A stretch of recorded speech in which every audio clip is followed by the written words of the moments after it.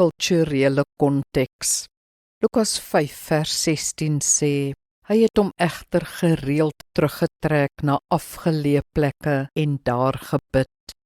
Jesus se gebedslewe was gebou rondom 'n vaste daaglikse struktuur. Soos alle gelowige Jode het hy 3 maal per dag in die rigting van Jerusalem gestaan en bid. Soggens en saans het hy die Shema gebid. Hoor Israel, die Here onse God, die Here is een.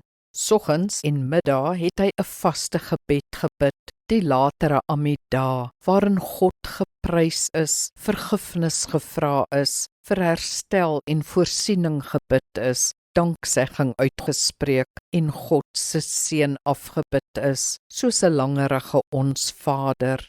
Dan het hy heel waarskynlik een of enkele psalms geresiteer. Tussendeur het Jesus vrylik met God gepraat, wat ook al op sy hart was. Wat leer ons hieruit? Jesus bid in sy kulturele konteks. Jesus struktureer sy gebed reg deur sy dag. Jesus bid vaste gebede en spontane gebede. Kom ons bid saam.